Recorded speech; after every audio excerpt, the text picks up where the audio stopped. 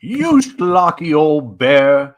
What is up, everybody? I am Darby Ellis Lewis Wilson. This is Chris Anonymous, and below me we have a very special guest, a face you might not recognize because he is not normally on camera. Andrew Scott Bell, the composer for Winnie the Pooh, Blood and Honey. We are very excited to have you on. What is up, Andrew? How are you doing, man? I'm doing great. Happy to be with you both tonight. Super fun. I love that intro. I love the puppets, the puppetry. the up and down. Yeah. Yes. Yeah, it's fantastic. So welcome, if you haven't been here before, to our Schlocky show where we review everything from horror to sci-fi to fantasy to low budget to campy to everything, where we just love movies. So if you haven't heard, there's a little movie called Winnie the Pooh, Blood and Honey that is blowing up. I've heard that you can't really find it on Walmart shelves because they keep going. Yeah, that's true.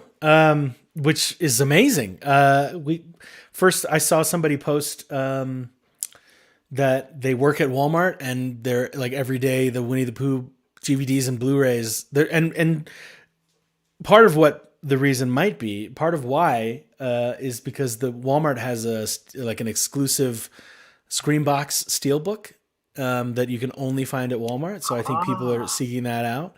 But yeah, I mean, it's according to some reviews and reports, like it's outselling a lot of, much bigger movies, which is just such a delight for all of us fans of low and micro budget horror. Just like, we just want to see these movies we love, even if I didn't work on it. Like, I just want to see movies like that succeed, Mm-hmm. Yeah, that is awesome. We recently did a video where I compared Blood and Honey to Avatar 2, and it's technically more successful based on the budget, the amount of money spent to create it versus what it actually pulled in afterward. It's made right. What's it sitting at now? I'm sure it's made more money outside of the box office. But it's I don't know about streaming and VOD. I don't know those numbers. I only know that the last number I heard, because it made something like 5-ish million in like Mexico and America and like the UK or something, like, whatever I don't know how they split up the markets, but like worldwide, because it released in January in Mexico and then February in the US, a little bit later in the UK, but even like it stayed in theaters in some countries. Like Japan got it in June of this year, so like it stayed in theaters around all these countries. Mm-hmm. So the last number I heard was like 7 approaching 8 million in box offices internationally, which is just wild. It's just wild. Yeah, it's that amazing. is crazy. So thank you for coming on, and I'm sure you have a very busy schedule with all this craziness going on. The way we sort of got hooked up through this was a Ask Me Anything post on Facebook. Yeah. You just introduced yourself and said, "Hey, I'm the guy. Ask me anything." And I thought that you were so gracious on it. I was like, we got to get this guy. We gotta see if he'll do it. Yeah, thank you. I that was the Facebook group where I think somebody shared with me a screenshot from that Facebook group, like Addicted to Horror or something like that, Addicts of Horror. Yeah, Horror Addicts. Horror Addicts. That was the one where somebody said like, "Hey, I work at Walmart and you guys you're not going to believe this, but Winnie the Pooh is like outselling like, all these major movies." And that's where I found the group initially. And I joined the group to see that post because someone had sent me a screenshot of it. And I just seemed like a great group. I kind of like lurked in there a while and like, liked comments, and it seemed like, as some of these forums are, like filled with heart and snark at the same time, but that doesn't discount, every group and every forum has snarkiness and like sarcasm and stuff. And that almost, when not done maliciously, makes it fun and joyful. Yeah. And so I found that in that group and thought, hey, It's horror fans. These are my people. Let's see. Maybe people have questions, and that's kind of been the joy of my career lately since Winnie the Pooh's come out, is getting to meet fans of not only the movie but my work. And I'm not somebody who wants to let an opportunity or a moment like this slip by, that Hmm. I get to connect with so many people who enjoy my work. It's kind of a true joy for me. So I also know, I've been working in film and TV since 2009. So there's 14 Oh, years wow. of experience that I can feel like I can share and put out there. Like I feel like a lot of the questions were people like, how do I get into it? Or how do I, Mhm. I write music myself, but I've always dreamed of scoring films. What should I do? What's my first step? A lot of people ask that question. Or my nephew's really good at music, and which direction should I point Yeah. him What in? can they do with music? Yeah, exactly. So Are they that going it's to starve? right, probably. Most of us do. But yeah, no, that was fun. That was a nice, like, it kind of blew up my Facebook for like notifications for a couple of days, and I just set aside time each day to like go through and answer questions, because I felt like anyone who was genuinely asking a question deserved a genuine and Mhm. full response from me. So I just would like, I'm working on a movie right now, so I would work on the movie and then set aside an hour to go up on my laptop away from the studio and just answer some questions, as many as I could, and then go back to work, and then call it a night and check in and see how many more questions there were and answer those. Um, so yeah, thank you. Well, and thank you for being so open and willing to do this. The way we normally do the shows, we pick a movie and we talk about the good, the bad, and the schlock, what we like and didn't like, and then sort of kind of big ideas or things that stuck out to us in these lower budget cult classic movies. But what we really want to do is dig in more into what it's like to be a professional musician, what it's like to be a film composer, what the process of that is, how a person would get into it. So normally, this is the point in the show where we would do our web of schlock and say uh, who the people are that created a film, but we actually have one of the people here.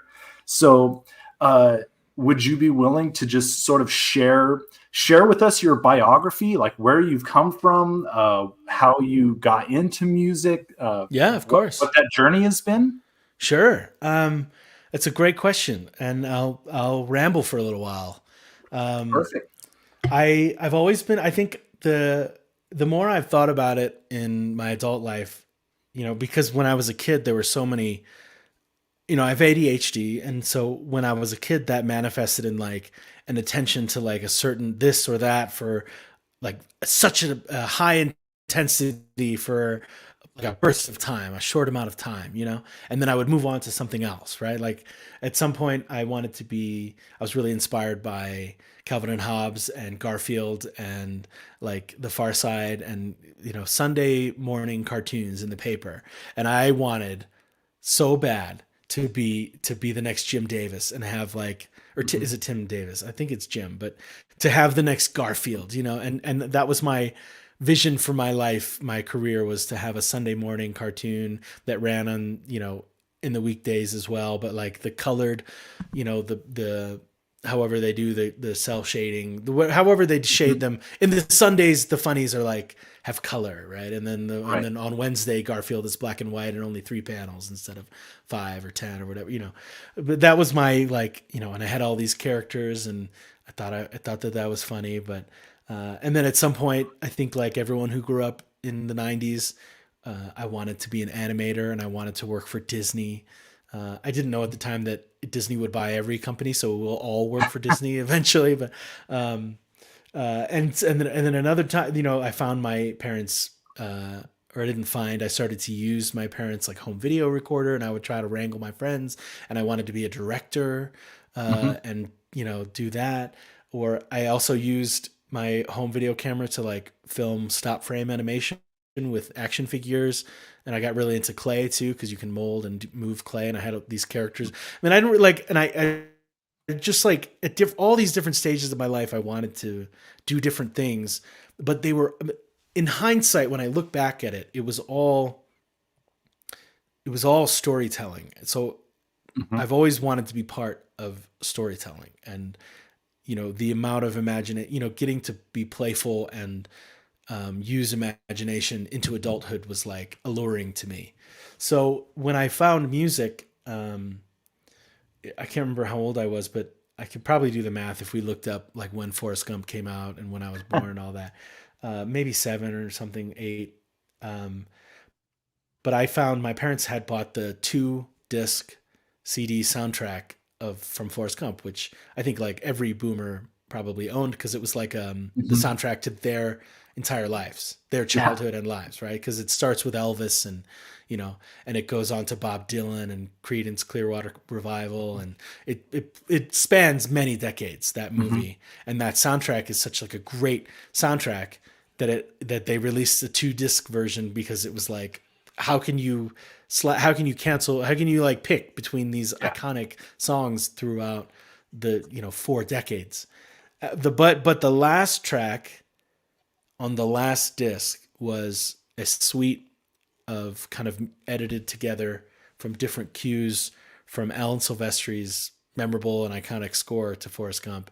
And that I just remember like lit my brain on fire, just like sparks going off. Mhm. Hearing piano and orchestra in that way and hearing his writing, I think really just like was my gateway.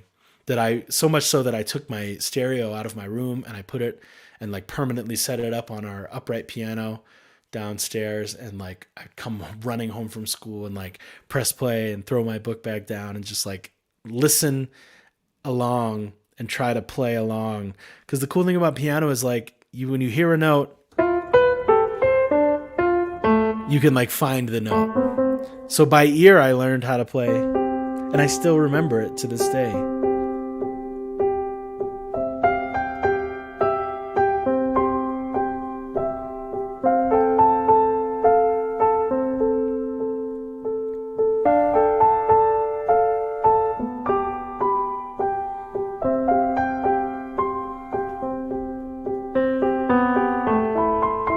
This is like ingrained in my, it's just like burnt into my brain because I played it so much as over and over and over and over and over and over as a kid. And so that was the liftoff moment for me in terms of coming to music via storytelling, because then that evolved into learning other soundtracks, um, writing, and then it really kind of evolved into like playing and writing my own compositions on piano at a very early age. And all of those compositions like early on had like a story behind them. I didn't know that I was reverse engineering film scoring. Like I was writing a piece of music and I was like, this is about, it'd be like a whole film. It'd be like, this one is about like a boy who finds a dragon in the woods, and like, and it had a whole story. And then this is when he rides the dragon for the first time, or like I'm reverse engineering the Mhm. story of a film by writing the music for the film in my head, right? So now that I do it professionally, it's a little bit backwards. I'm writing or it's the right way. I was doing it backwards back then, but so yeah, I guess to answer your question, that's kind of the origin was just that like I've always wanted to be involved in storytelling in some way, and I was always searching for that way. But then it was through music that I felt like the fire and excitement really take off for Mhm. me. So I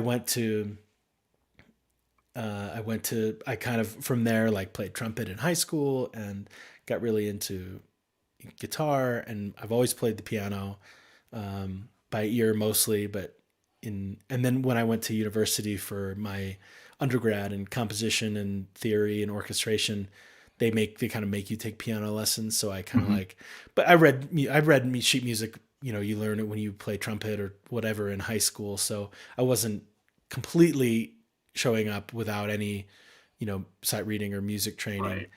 Right. But yeah, I mean,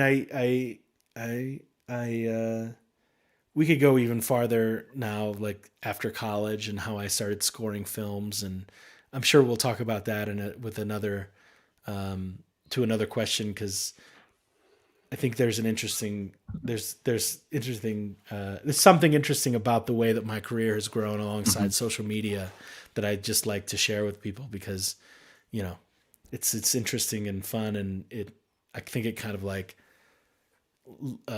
tears away the cobwebs Mhm. from our eyes in how we view social media, because the way I view it is a little different, but we'll probably get into that a little bit later.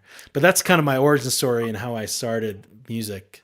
I don't know if I think I answered your question. No, definitely, and thank you for Yeah. sharing that that magical moment that I think every musician has. That moment where they decide, "This is I love music. This Yeah. is what I want to do." Well, Uh, then it even that moment even came a little bit later for me because you know, when you're 7 or 8 and you're just at the piano, you're just like, I think, you know, this is, I guess I want to do this for my life, but like I didn't really have an understanding of it mhm, until is it 2001 or whatever year Gladiator was like nominated for best score. mhm. Hans Zimmer's score to Gladiator was nominated for best score, and I can't remember if it won. I think it did. I don't know, but I know he won for Lion King. Maybe he didn't win for Gladiator, but I remember in that moment, you know, realizing, oh, well, I know like actors get paid and directors get paid. Mhm. Oh yeah, composers, people who write music for movies. I want to do that. That's what my, you know, and so that was like 2001 or something. That was like eighth or ninth grade for me. So I remember this, that, because that's when people really start being like, you need to make choices. What are you doing with your life? You know. Um, so naively, I said I'm going to write film music, and Well, and you did. Uh, so, did you find that music came easy to you, or were you really having to like just banish everything else from your life and really sink into it?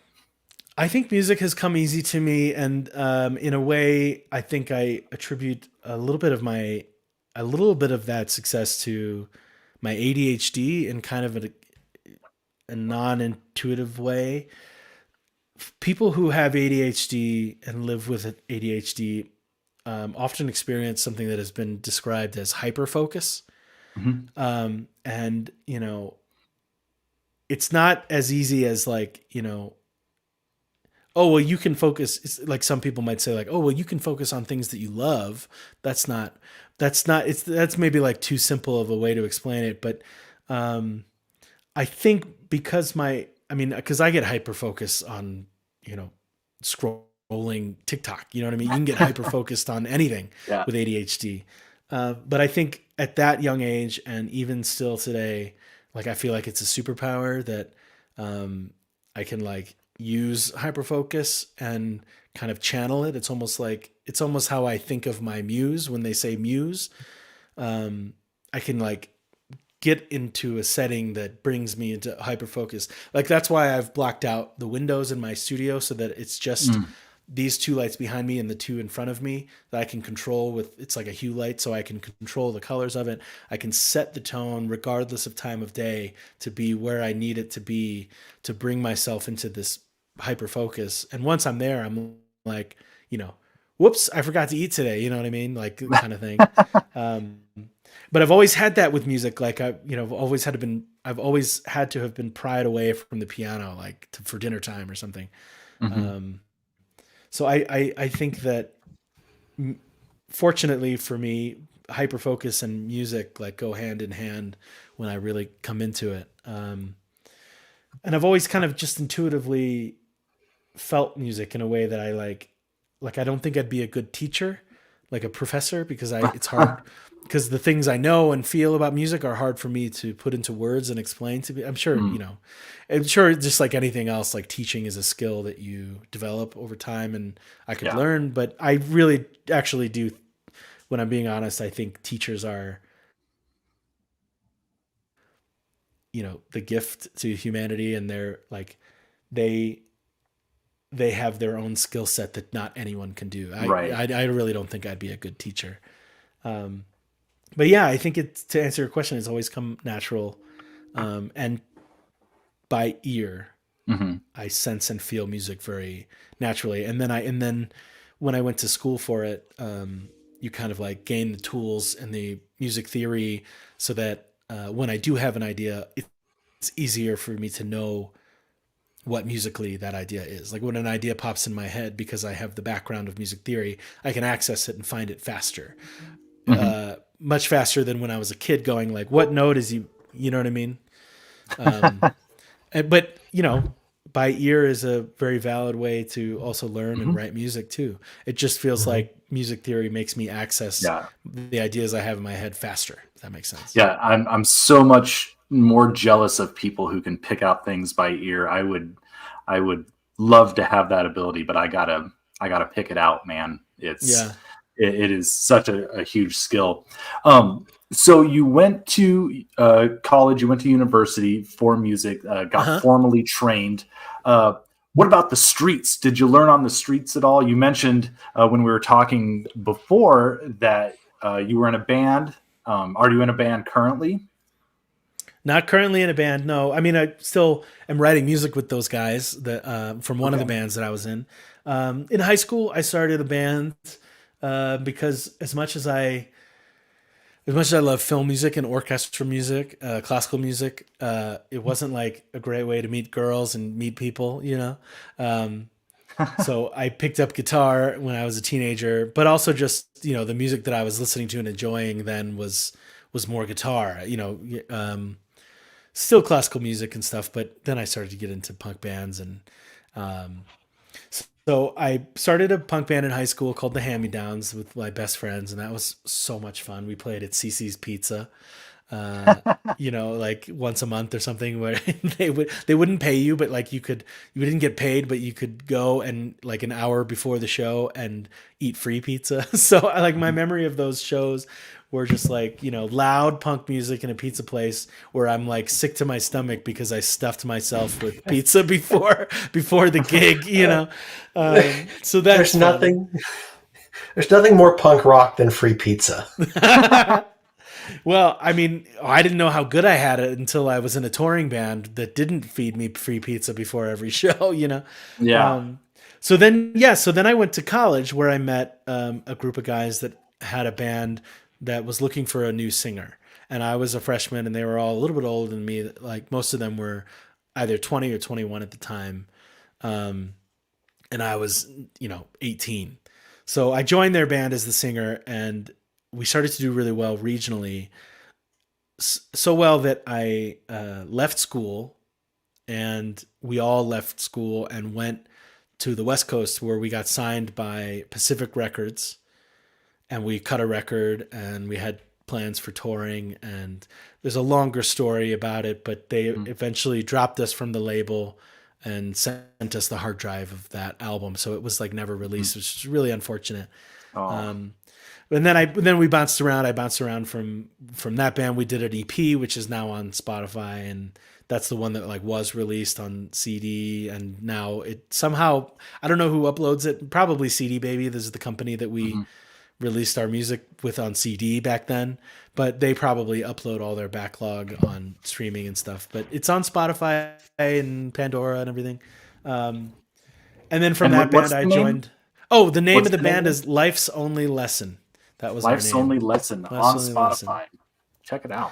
As singer, I was the singer of that band and one of the songwriters. We all kind of like wrote different songs, and then we would all finish them like together. Really loved those guys. Those groomsmen in my wedding. I'm an uncle to all their kids, and that kind of Yeah. bond is you can't break. And then I joined another band for a while that I was the backup singer and rhythm guitarist for, called What Looks Like Crazy. I have some great memories touring with them. Some great guys, and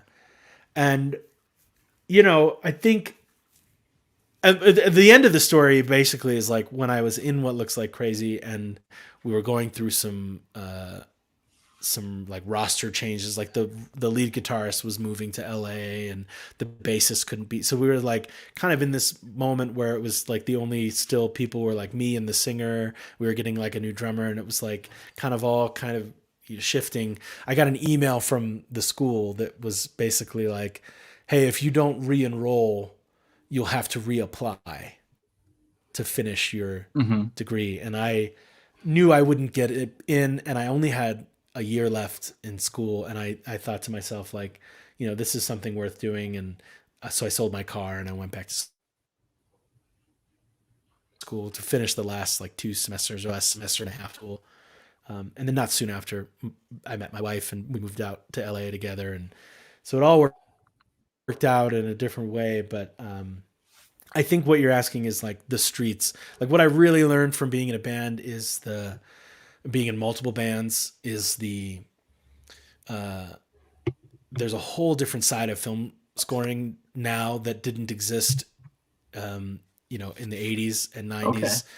That is the tech side. We're film composers now, like mix and master a lot of our own music. We have to be, unless we have a project that's big enough to hire a team, we have to kind of be a one-man band in terms of engineering. Like if I hire a soloist and they come over to my studio, like I've got to set up the mics. I've got to know what mics I want to use, what plugins I want to use, the mixing, all of that stuff came to me naturally over a span of, however many years I was in bands, because I was just in the studio absorbing it all, you know what I mean? And being part of it, and, having whoever we had as a mix engineer be like, yo, Andy, can you bring those mics over here and start setting them up? Cause we're doing drums. So like learning how to do overheads and, so all of that stuff. And then maybe equally as important, the learning how to be a self-promoting,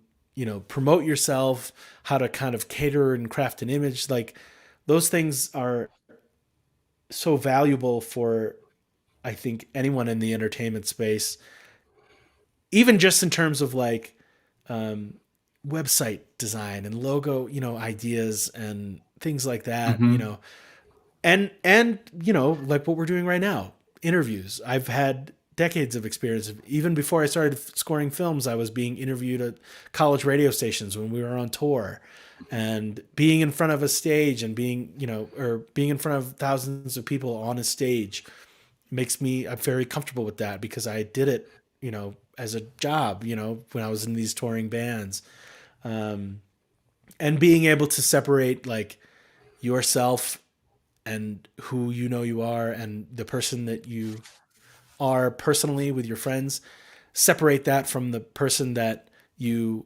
are in terms of like presenting your work out to the world. Like that's a very gradual, important lesson that I've had to learn. So yeah, I think a lot about like what parts of my composition world, my job is things that I gathered from university, and how much of it is stuff that I gathered from being in a band. And it's just like, it's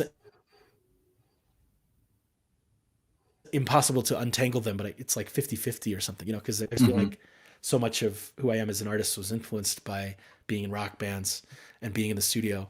But then so much of who I am as an artist is influenced by studying classically, Gustav Holst and Aaron Copland, and learning how they orchestrate their symphonies and chamber works. And, so I can't, they're intertwined, which is an interesting, right. So many film composers, like, I can write a fully orchestral score or a score for rock band, or, you know what I mean? I can we're called to do so many different things that I think the modern film composer has to have all those experiences, right? And that allows you more opportunity, I would imagine. Right, totally. That versatility. And more fun. I mean, like I just pitched for a TV show yesterday, and I didn't have any of my film scoring stuff that like had a rock band. So I just literally my guitar's still back here. Like I was jumping around my studio recording 4 different just like noise rock songs to pitch for this TV show. That's awesome. Having fun. Yeah. So it's fun to switch around to different genres. Sorry, I'm getting really wordy. You guys can cut me off at any worries. time. We're trying to like pack your whole life into like 15-20 minutes. Yeah. Let's fast forward some to Blood and Honey, just because reading those answers that you gave on the AMA, really kind of warmed my heart. How did you get hooked up with this particular gig? Oh, that's a great question. Thank you. So I always say, or actually, it's not me. It's a common saying that Los Angeles is the biggest small town in America, and that's because like you work with somebody who works with somebody, everybody knows somebody. You end up kind of developing a reputation for yourselves, and that person recommends you to somebody else, and eventually like the 5 degrees of Kevin Bacon or whatever. Like everybody knows everybody somehow, right? Because it's the entertainment industry, right?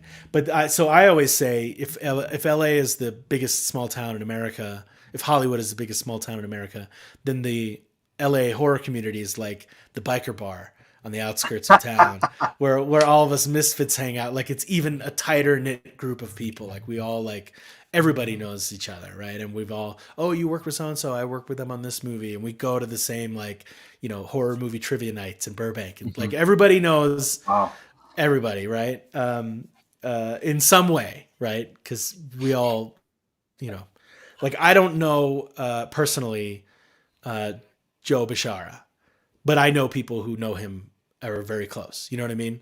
Mm-hmm. And I can't say that about John Williams. You know what I'm saying? Like in terms of composers. So anyways, I started to hear whisperings around the horror community here in LA about this Winnie the Pooh slasher. And I was just like, what? That sounds like so much fun. I can't even imagine it. And I think that's kind of the magic spark that Scott and Reese have, is that ability to go, what's something unimaginable that is just gonna, just like people have to, what is that? How could you turn Winnie the Pooh into a slasher, much less like a Michael Myers 7-foot slasher? Right. You know what I mean? So I just thought that was a blast. And it was starting to go kind of viral on Twitter. I remember it was like right at the same time, it was like days together, like that I had heard about it, and then that I had saw it, that I had seen it like go a little bit viral on Twitter.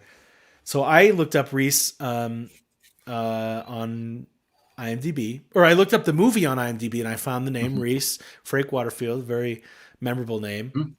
So I searched it on Instagram, as is the case with like a lot of my moments in my career. Social media like has driven them. And at the time he was like, news was just breaking about this. So people were commenting on his photos, even unrelated photos, being like, I hate you. You're ruining Winnie the Pooh. You're ruining my childhood, which sorry that it's so fragile, but, and he was taking screenshots of the comments and posting them on his story and kind of like replying to the comments on his story instead of replying in the comments. And one of the stories was like, he like circled the comment that said like, you're ruining my childhood. And he said, that's what I'm trying to do, is like ruin every person on Earth's childhood. Like what good marketing. Like, yeah. So I thought that was just hysterical and super fun. Cause like, if a horror movie existing like ruins your childhood, you're taking it way too seriously. So I replied to that story, as you can do, just replying to a story. And I said, can I help you, with a violin emoji and a question mark. And I think he thought that was pretty funny. And then it turns out that we have mutual, just like the LA horror community in general, filmmaking community in general, we had one mutual friend who just happened to be the cinematographer on Winnie the Pooh. So nice. I guess I heard this story at the premiere. Vince told me that Reese texted him like, hey, do you know Andrew Scott Bell? And Vince responded, yes, hire him. Right. So I have Vince to thank for this, and thank you, Vince. It was, Well, I thought you had said that you saw some footage of this and that you heard in between takes that people were just laughing and having a great time. Yeah. Okay. So that's actually further down the road after like getting the gig. I didn't actually know that I had the gig because I talked to Reese on Instagram, and it seemed like we were hitting it off, and like, so much of like working in film and TV feels like dating. You're like, oh, like I go to my wife and I'm like, oh, I'm really I'm really hitting it off with this director. Like, I hope to work with him. It's like You might ask me first out dates soon. kind of thing. Like, we're texting. I think he swiped left. I don't know. We have so much in common. Can I score a seemed, scene on the third date or the fifth date? yeah. Like, do I have to wait? Like, can I score one now? Am I too eager if I text him a main theme idea that I just had? So yeah, no, but it seemed like it was going well, and I just never really like heard yes or no.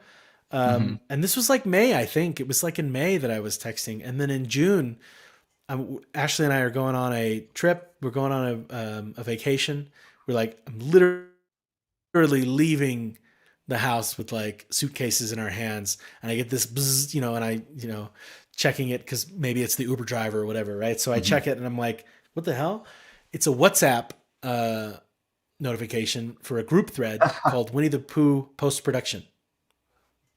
That's how I found out I got the gig. It's fantastic. I loved it. Accept. That's awesome. So I was like, okay, I'm on this movie, but like we need to, it's always like we need to figure out the schedule. I'm not sure, if, I'm on, they want me, I want to score it. But I still had to like get my manager and to do the contract and all. There's so many steps after that happen.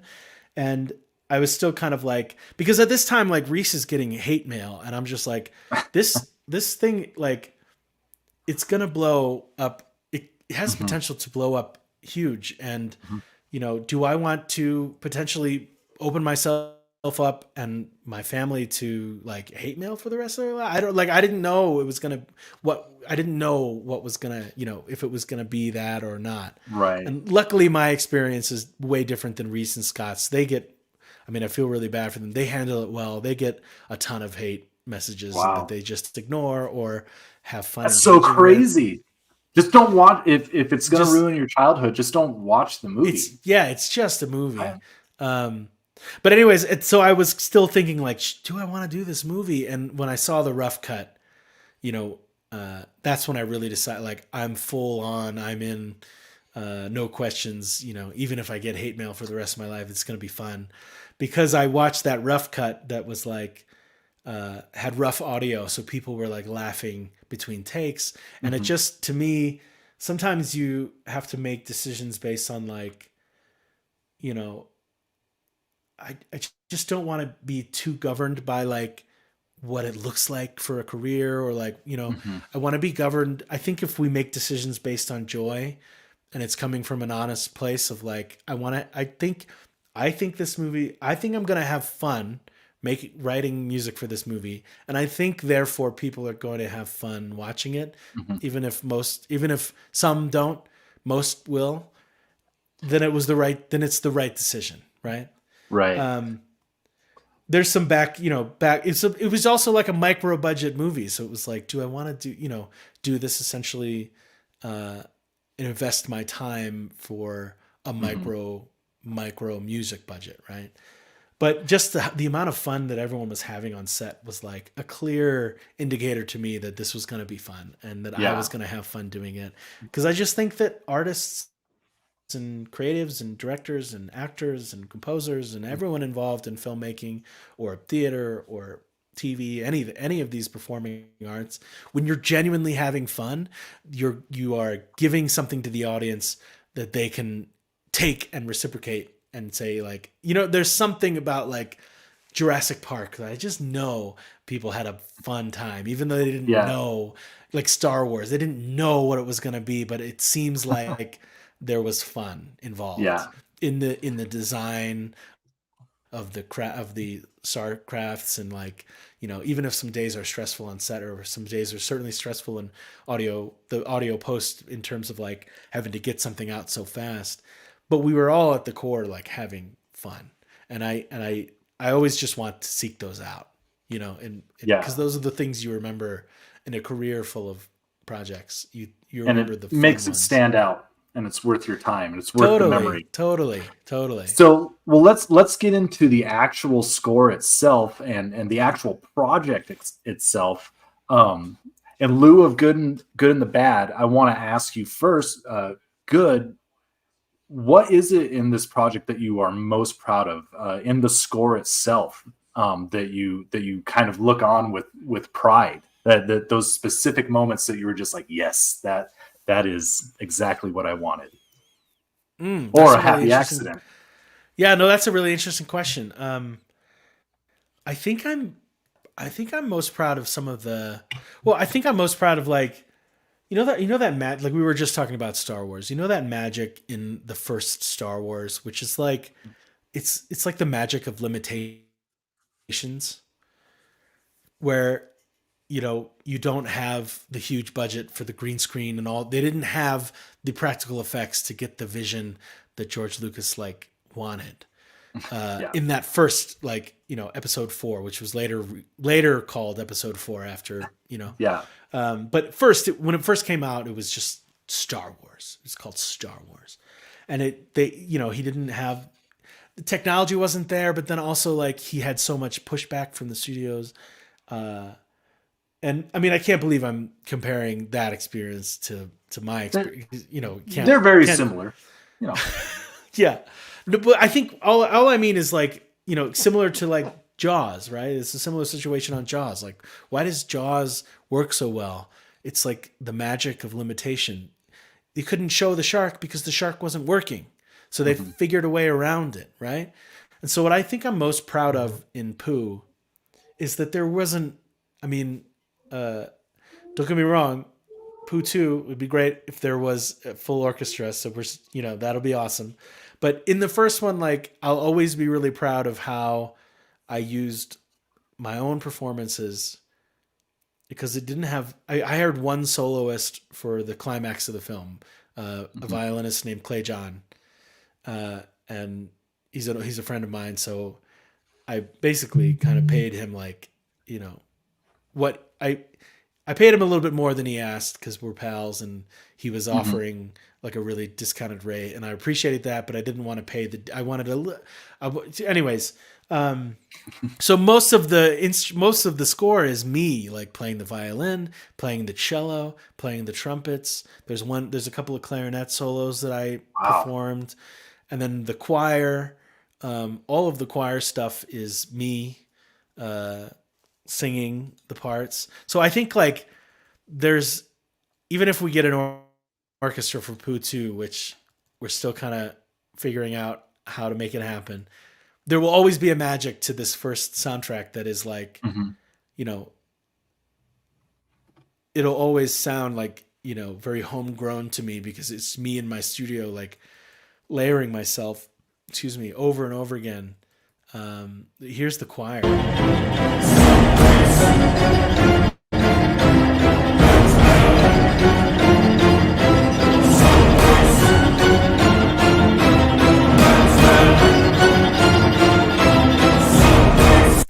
So that's that choir, and there's violins in there that I recorded.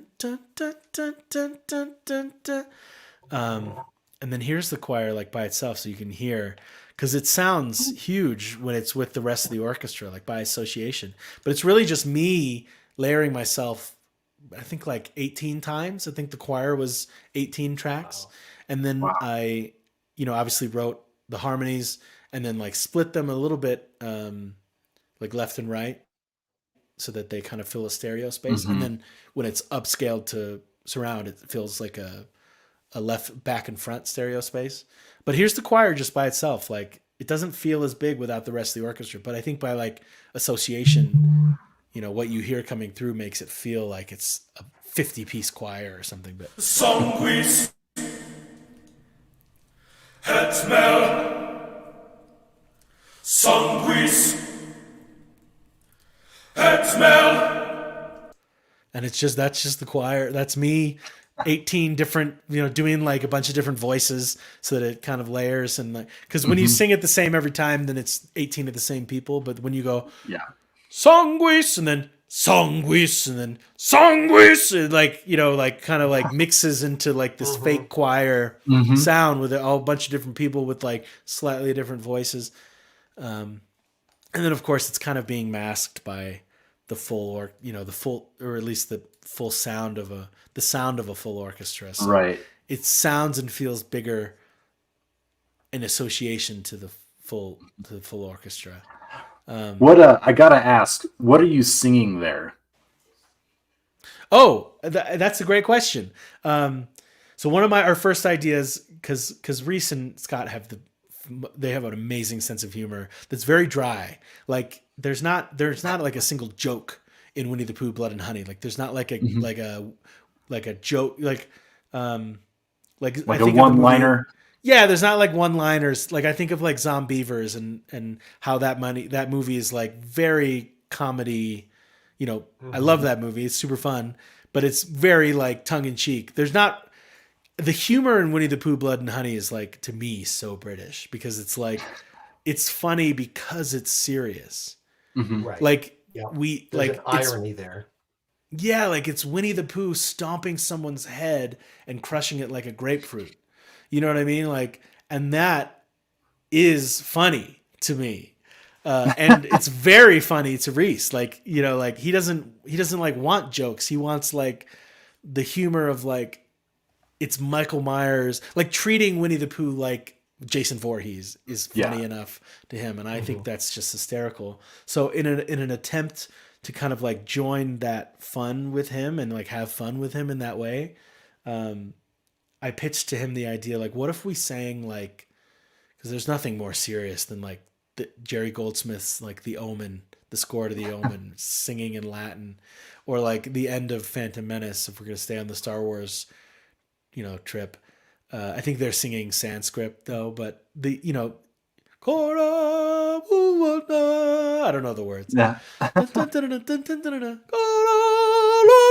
Like it's when you put a choir in like a game soundtrack or a movie soundtrack, it's like so serious and so big and like, you know, and but what if when you translate the lyrics, it's not like, you know, when you translate like Lion King, it's like, you know, the lion returns to his kingdom and he must be king. You know what I mean? Like you translate very epic. the language. Yeah. What if when you translate it, it's just blood and honey? Or like, you know. So that's what we're singing in this is sanguis, which is Latin for blood. Et mel, which is Latin for and honey. Et mel. Which is I didn't realize till we got to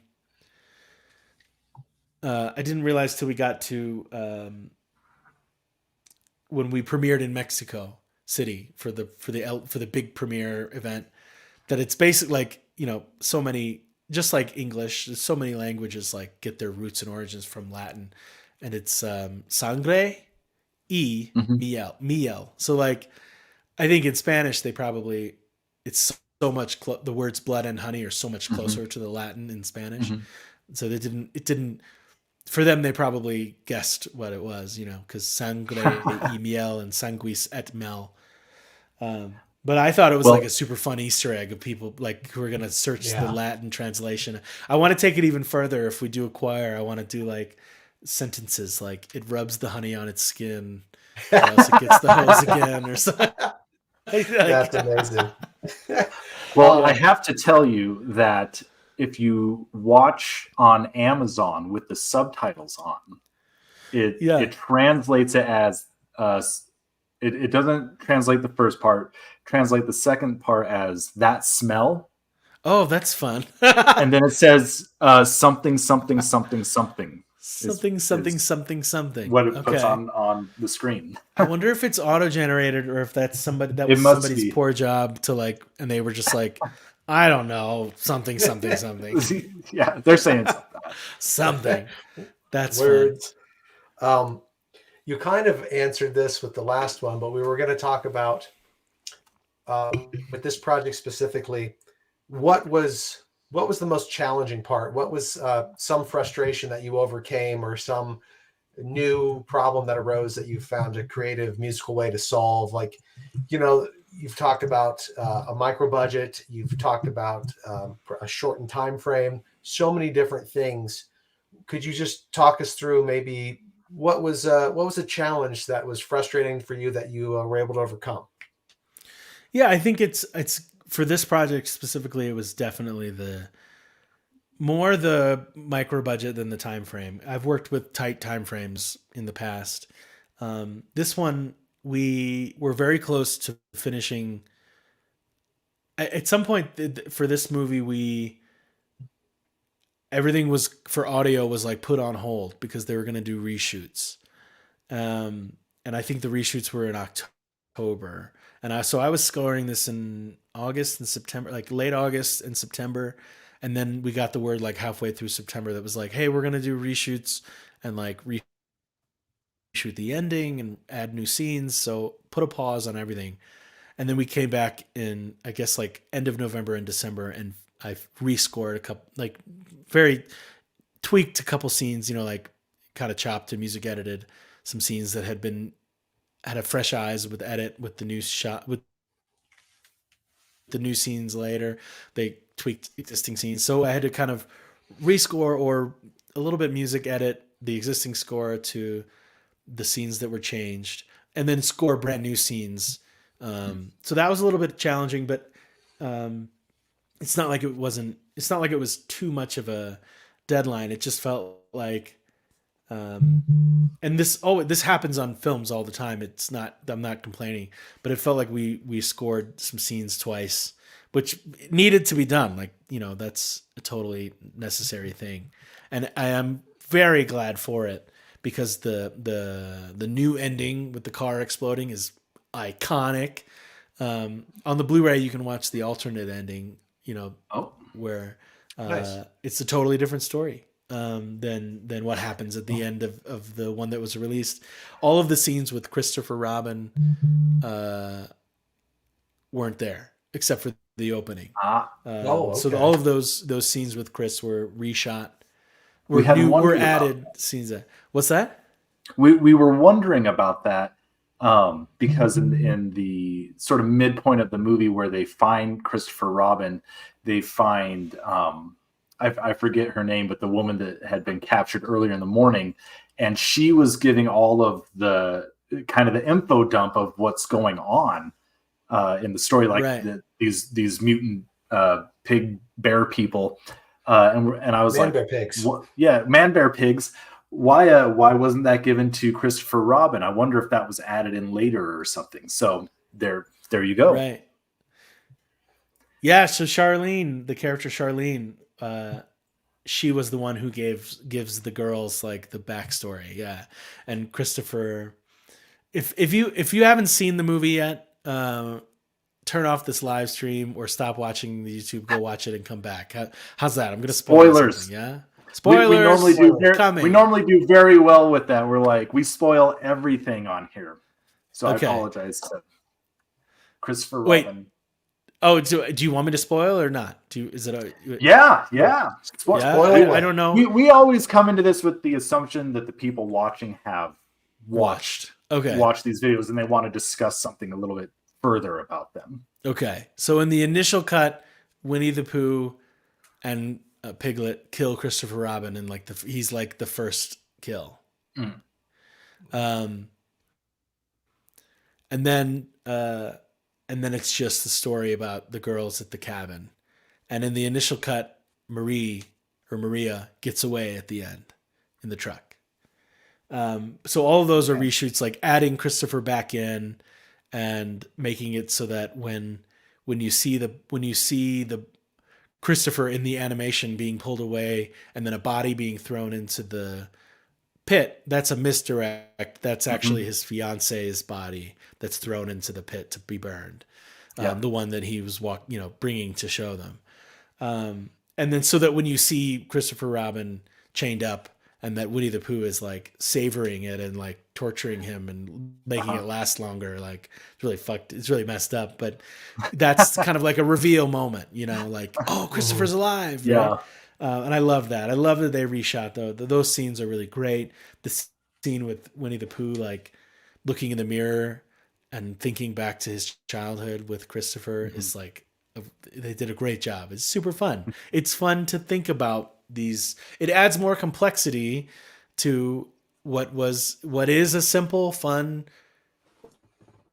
horror slasher, there's a little bit more depth there now between Christopher and Pooh that they get to explore further. So I think it's a great. I loved the spoiler. I loved the ending that, because I love that they play with our expectation of tropes in this movie in such a fun way, where there's it's Maria. She's the final girl. Yeah. And it's not. It's a final guy. Because of course it has to be. It has to be Christopher Robin. It has to be. This is a franchise that, if it continues, has a final guy. Like Christopher Robin is the Sidney Prescott of this slasher story. Like it has to be a guy. It's not there's not a final girl. And I think we can tell that story now in a more, I think we're at a place in society where like we weren't for Nightmare on Elm Street 2, or was it 3? I can't remember which one had the 2. We're at a place now where I think we can have a final guy without, like that poor actor got like attacked at the time and kind of withdrew from all the backlash of being a final guy.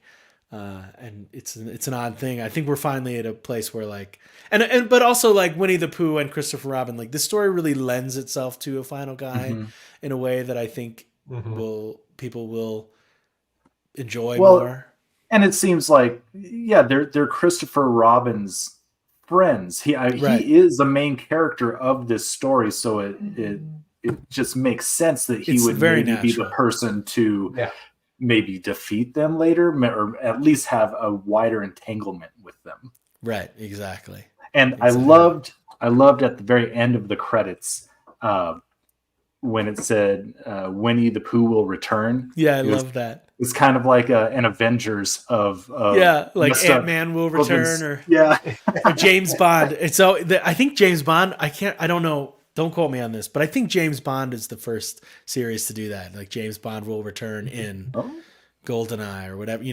Right. Tomorrow Never Dies. They always do that because they had the books to go by, so they knew what movie they were making next. Like back in the 70s and stuff. That makes sense. Yeah. They had the original Fleming novels, so it was like James Bond will return in One Life to Live. So you're like, oh, they're doing that book next. So. Well, the music you created for this movie is absolutely awesome. It really slaps, as the kids would say. Thank you. If you're a nerd like me and you play D&D and you have soundtracks playing in the background, this is definitely a good soundtrack to put into your rotation because it drives, it's scary, it goes into the whimsical, it just moves all those different places. So if we can start opening this up to questions. We have a few people in the chat. If they have any questions, throw them up, and maybe just get you started with talking about one of the highlights of this composition of the score, the Beehive Lynn. Oh, yeah. How that all came about. Yeah. Oh my God, I should have thought of this. Should I go get it? It's upstairs. Do you have it? Yeah. Is it yours now? Yeah. It was Tyler, the person who made it, gave it to me, which was really wonderful. Let me go get it. Very cool. You guys don't mind? Yeah. We'll vamp. We can vamp for a little while. Yeah. Get your questions out there, audience. Get your questions. So normally we only go 45 minutes to an hour, but this is such a great opportunity to talk to Andrew and sort of get the scoop behind the scenes here and what's going on. And we really want to get into what scoring is like, how that process goes. So I think we're going to stay on a little bit longer. He told us that he has until 7 our time, his time. I think 7 his time because it's like 7 our time now. So I think we get like half an hour. Yep. So we still got a lot of show left. Thanks for watching if you're on the live, and thanks for watching if you're watching this in the future. And this is a great time to tell you, if you're watching on YouTube, please like this video, subscribe, leave a comment if you're not on the live chat. And if you're watching if you're listening on Spotify or Apple Music or anywhere that podcasts are, please leave us a rating and let us know that you're around. And the man is back with this awesome instrument. Let me get him front and center This is here. the Beehive violin. Let's see. That's so cool. It's so gnarly. Man, yeah, that's awesome. Yeah. So are there still bees in it, or have they all? No. There's a behind the scenes footage. I guess it's like on the Blu-ray. What do they call that? Behind the scenes bonus content. Yeah, bonus content. There's like a 25-minute documentary that I shot. And edited. When we went up to, my manager and I went up to San Francisco to pick it up to see. Is this the same one that's on your YouTube channel? Yes, it's on the YouTube. It's on my YouTube as well, I was going to say.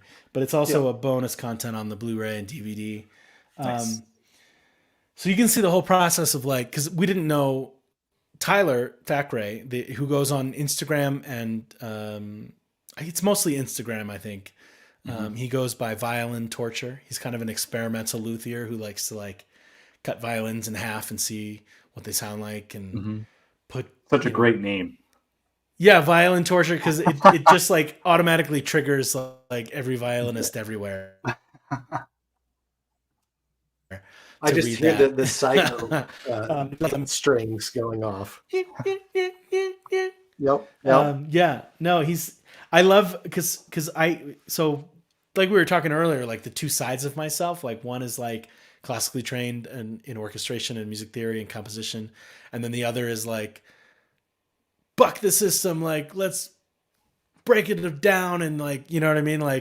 And he has that same idea, which is just why can't I cut a violin in half? It's not sacred, so we connect on that level. Cause it's why do I have to follow rules of orchestration? I don't, and it's almost like my view of music is the same as writing or art in any way of you learn the rules so that you can break them with intention, but it's okay to break them. It's okay to break them. You learn the rules of filmmaking in terms of there's that line, you can't move the camera past a certain spot without establishing a new line, and then you can move around. But you totally can. If you understand why that rule exists, then you can break it intentionally to cause chaos for your audience if you want them to be disoriented. And they do it all the time in fight scenes. Absolutely, they break the line in fight scenes. Anyways, so what am I talking about? We went just how you came about getting this violin and how you used it. Tyler Thackeray, Violin Torture, had put this violin inside of a beehive 2 years before Winnie the Pooh, Blood and Honey, before I scored Winnie the Pooh, Blood and Honey, just as an experiment. And I found him from a New Yorker article that I read, somebody sent me, or whatever. And I just vaguely and I followed his Instagram from that New Yorker article, and I just vaguely remembered one of the sentences in the article is that he did this, that he put a violin inside of a beehive frame. This is the box is the frame that the bees would normally build their hive in. So normally there's not a violin here, and it's just full hive, right? So I just vaguely remembered that sentence and reached out to him, and I was like, hey, whatever happened to that beehive violin that you did? And he was like, oh, I forgot about it. He had forgotten about it completely. And he was like, let me take it out and see if it's worth coming up for. And I was like, no, don't touch it. I'm going to come up with my manager. We're going to film the whole thing. If it turns out that it's a bust and they didn't do anything and they just ignored the violin, then I'll just, because I had hired him for another movie, make a custom instrument for me. That's actually cool. It's actually at our house. It's not here. So I was like, at any rate, I'll come, and if the violin is a bust, I'll pick up that instrument that you made for me that I never got to use. And it'll be nice to meet you in person because we had been chatting for a while. and I'll take you out to dinner, and we'll hang out. I already, I'll get a hotel, so I'll just spend the night in San Francisco. It'll be great to like meet in person and blah blah blah. But as you can see, it turned out like crazy awesome, and we just had to like so cool. My best case scenario was I thought that maybe I would just like play a violin that like had honey in it or was kind of sticky or something, and then I would just play it like I'd play my other violin, but then like have to change clothes after, like put a tarp on the floor, and I had no idea that it would like that they would have. I thought maybe they would put their honeycomb inside the violin. I did not expect them to like put it on the outsides as well, but bees just kind of like don't waste any space, and it's just really fascinating the way that it changed the sound, the way that like we couldn't normally attach a violin neck here at the body. I can't even show you, but we couldn't because of the hive. We couldn't attach the violin neck to the body, so we had to screw this block onto the frame. Let's see. I can get closer. Screw this block. I'm like turning my head trying to. Yeah. I see the block. We had to screw the block onto the frame, and then epoxy the neck onto the block. You can see the gray epoxy there. So cool. I mean, so innovative. That makes it so that I can't bring. That was all Tyler. Tyler kind of was like, it was rubber banded on there, and he was like, when you get it home, and it like sets to the climate of your apartment, you need to epoxy the neck on before you put the strings on. So the strings were on, like when I picked it up from Tyler, the strings were on really loose. And then he was like, as you tighten the strings to play them, like just like go slowly, because this frame is not built to like carry the pressure of the violin string tensions. They get really tight. So that, and then the fact that there's honeycomb like inside the violin, and the fact that I can't tune it to a full, like as I tune this thing, like the neck like bends, you know what I mean? So I can't, I can't, it's not a normal violin because I can't tune it to a normal. So it's more like like I think most of the time I'm playing an E flat on the score or something like that, like anything, it goes down to an E flat here, and the lowest note on a violin is this one. So it's lower. It's almost like a viola in some way, that it's like a little bit lower. The lowest note on a viola is C as compared to the lowest note on a violin here. And so it kind of is its own weird instrument. The other thing is I can't like tuck it under my chin to play it like that. So I play it on a table kind of flat, which changes the way that I play it. So there's all these circumstances that made it kind of morph into its own unique instrument and strange sound. And then I was just so delighted to find out that when you record this beehive violin, and you layer it like 5 times, it turns into a really unique sound that I'll play for you guys in a second. Let me just put this down. Awesome. Yeah, it's such a cool Lance, thing. We'll get to your question here in a second. Once we get the demonstration going. Oh, it's pre-recorded. Sorry if I didn't communicate that well, but let's do the demonstration is pre-recorded. Here's one beehive violin.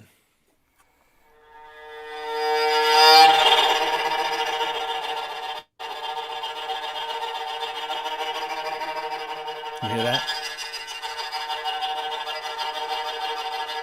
Sounds kind of gritty. It has this like nasally quality that kind of creeps people out. It sounds very organic. It sounds like the like an old world instrument in some way. Maybe I'm getting this wrong, but like a zither, that might be wrong, but yeah, I know what you mean. Like a hurdy-gurdy. It's kind of like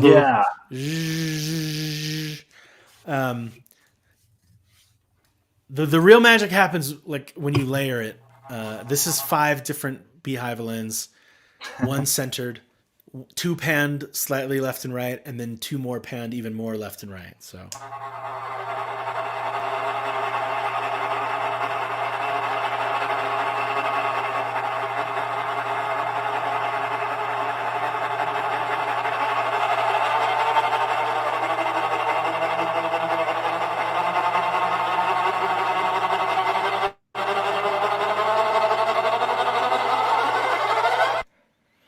It's just totally different. It's a totally different sound than like, of the violins.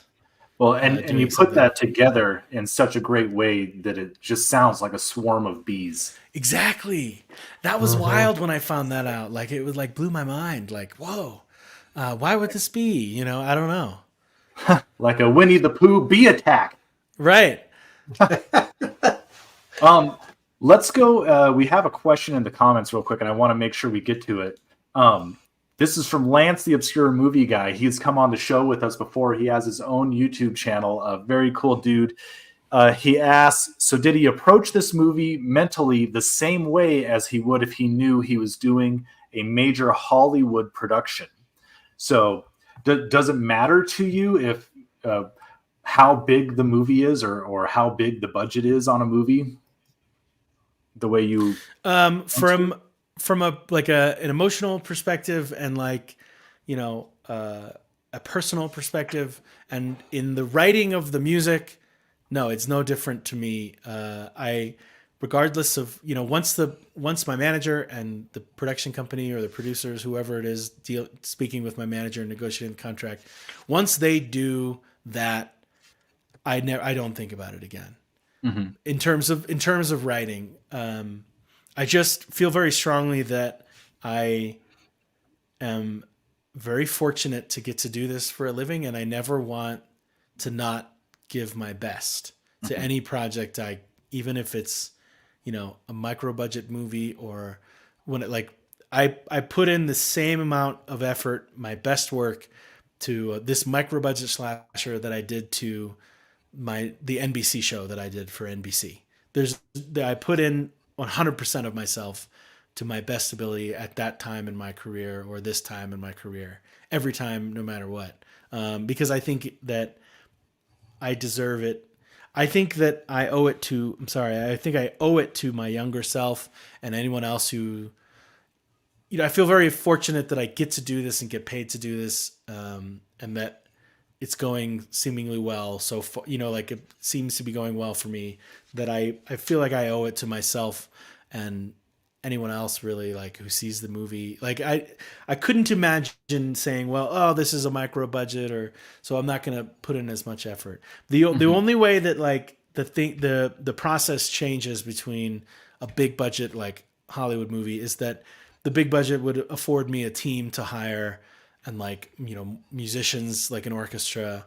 Like the only difference, is between Winnie the Pooh, Blood and Honey, and if I'm scoring Ant-Man 4, is that if I'm scoring Ant-Man 4, there's an orchestra, and then I need a whole team. I'm going to bring on an orchestrator and a score mixer and a copyist and, a music editor to take the recordings and tweet and edit the best takes together from the orchestra. There's a whole infrastructure around, those types of bigger, huge budget movies that even I've experienced sometimes on like, certain, like when I worked on Deathcember, the anthology, we hired an orchestra for the opening credits and the closing credits, and then the interstitial scenes between each segment. And so when I did that, it was like, okay, let's bring on like a skeleton crew of like an orchestrator, a score mixer, and a music editor. And so I was afforded that for that project that I didn't have for Winnie the Pooh. But the process of writing the music and the dedication and the amount of like heart I put into it doesn't change at all. But some of the process changes just in terms of like size and scope of budget and expectations, to be honest. And it just kind of comes down to resources. Yeah, I think the big difference between a micro budget horror movie for me is like resources and expectations. Like not only expectations from the audience in terms of like what they're expecting from a Marvel movie, if we're going to use that example, but expectations from the studio who's giving you that much money to score the movie. They want an orchestra. They want to know that it's in the hands of somebody who's like managing a team and has assistants and stuff.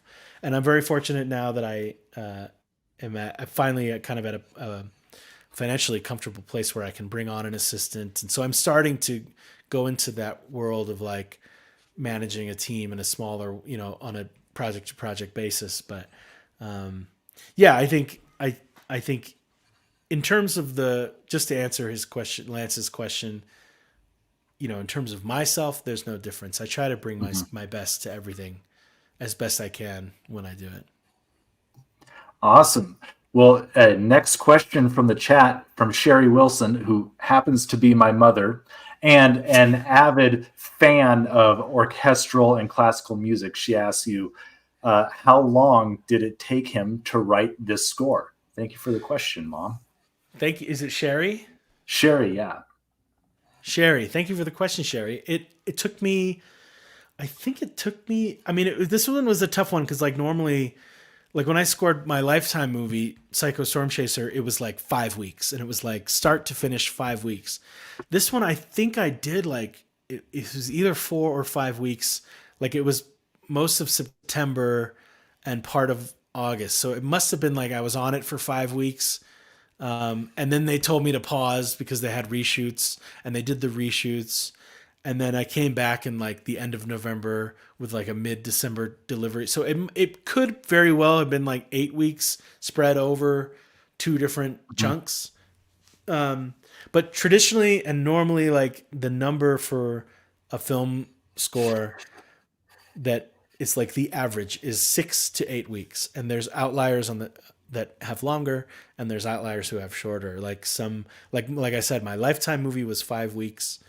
I've heard people say like they've worked for like a Hallmark movie or some of these movies like that bang out a bunch of Christmas movies to get out as many Christmas movies. Those are like you have 2 or 3 weeks or 4 weeks, so there's outliers that are shorter than the average of 6 to 8.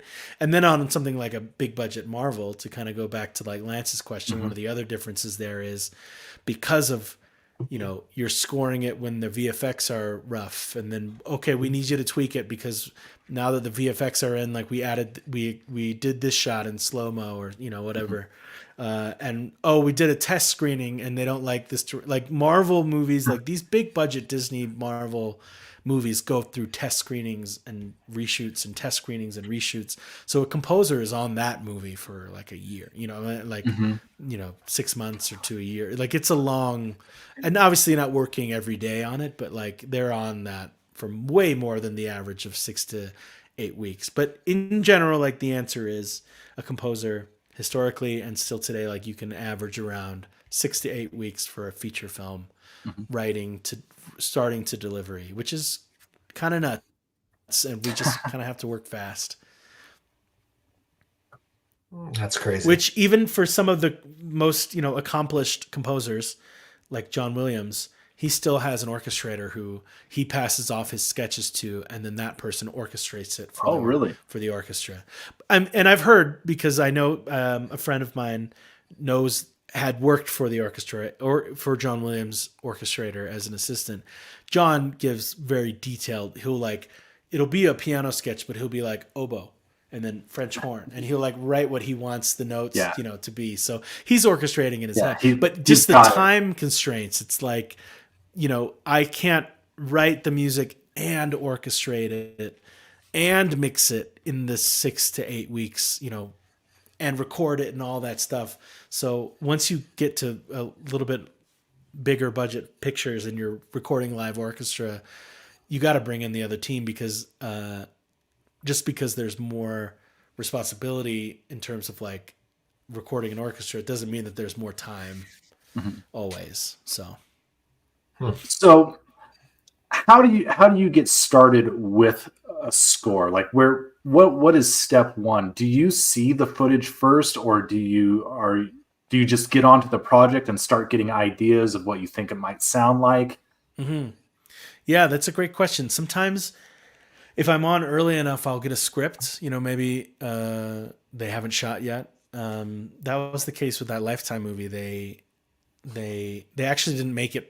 They made it independently and then sold it to Lifetime. So I had read the script, and then I watched the table read, and then I saw the rough cuts and then started scoring to what's called a locked picture, which sometimes changes. Sometimes you unlock it and re-edit or something. But for the most part, the audio sound designer and mixer and dialogue editor and the composer, like all these, and colorist, there's all these things that happen. There's pre-production, which is like planning and, you know, the shots and all there's so much that goes into pre-production. Then there's production itself, which is, sorry, I'm sure you guys know this. I'm just saying this for anyone who doesn't. There's production that is the actual filming of, you know, on-set filming. And then there's post-production, which is audio, music, dialogue, visual effects, anything like that comes after filming. And so in order for all of us to do our job and not like lose our minds, we normally start working to what's called locked picture. Of course, if there's just a huge budget and you can afford to have people on for way more than 8 weeks or whatever the time frame is, then you can unlock picture to a test screening and bring the composer back to rescore. You know, that's budget, that's money. Wait, what's the question? Just what is step one? Step one. Normally I like to watch like a rough cut and then start scoring to locked picture, which means that they're not going to make any more edits. They're not going to add any scenes. They're not going to move scenes around anymore. They've locked it in place. And the reason I like to write to picture and try not to write to scripts, like I've heard of other composers who like to get ideas from scripts. I like to get like general ideas from scripts, but I always feel like those change when I get to picture. Because I'm a very visual person, and like the way that the camera moves, the way that the set looks, the way that the actor is like sitting, like help inform where I need to bring the music and what the music needs to achieve and how I can best support the storytelling of this moment or this film in general. This Lifetime movie, the Lifetime movie that I scored a couple years ago, Psycho Storm Chaser, is a really great example of why I personally like to write to picture, because I read the script and it was a slasher movie. It's called Psycho Storm Chaser. So it's about like a weatherman kind of guy who has like a Discovery Channel show, like chasing tornadoes and hurricanes. You know, like, and so he goes to hurricanes and tornadoes and whatever, and then kills the people who stay behind and don't heed the warnings, and stages the murders as victims of the storm, you know? So he'll like drown somebody and then put their head in a puddle and cover them with like a tree branch or something, you know what I mean? So to me, I read the script and like, it was such a slasher movie, and we were talking strings and like, you know, just very horror slasher. And I even watched the table read because it was the table read over Zoom. So I was like, this is a slasher. This guy's a slasher. This is a slasher movie. Boom, boom, boom. And then I started to see like dailies, and I watched the rough cut, and then of course the final locked cut. Like then the part that was like, you know, in the script, it was mentioned, you know, I mean, I knew there was a hurricane going on, and like, you know, during the table read, people would say like, bang, bang on the window, you know, like, you know, but you don't feel it until you feel it, and you see like the rain machine and the pouring rain, and it just, the scope of it became so much more than like a slasher going around killing people. And it suddenly there was like, this movie needs like musically, the music can be the storm as well as the intimate slasher of these people in this house, and the impending doom of this like hurricane, you know, can come through the music as well. So then there's like these bigger drums and brass and choir that like wasn't there in our initial like conversations with me and Buzz Wallach, the director, when it was just the script. And at that point, like it felt like a slasher movie. But then once you just saw the rain pounding against the window and like, you know, they're in the eye of the storm, and it just like, it just completely changed the vision for the score. So anyways, I think I that's answered. the best spot. When you get the locked edit, do you get one that's without score and one with temp score? And like, how does that affect your writing process?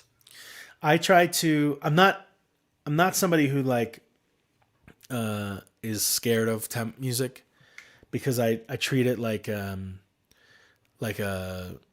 first form of communication, especially with like someone I haven't worked with before. Like this is a great way for us to start the conversation about music, like what works in this temp music and what doesn't.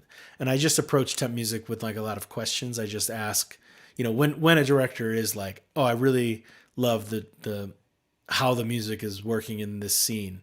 I just keep asking questions and just chisel down to like what it is exactly that they love so much about it. And then that like chiseling down further instead of just being like, okay, I'll write something similar, like chiseling it down further and finding out that like it's the big pulsing drum beat or something.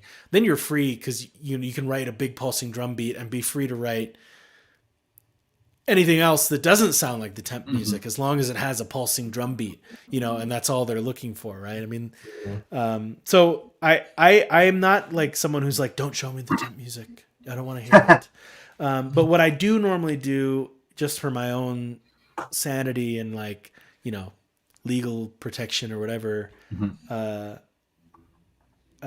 is I like to give the director the choice how they wish to show me the movie for the first time. Do you want me to see it with a temp score or without a temp score? I let them decide. Most of the time, I think they share it with the temp score, because they want to get that kind of like temp cinema experience still that has like, maybe they like the temp music, and they want to start it as a conversation. So I never tell the director how to show me their movie. That's their movie, and I want them to.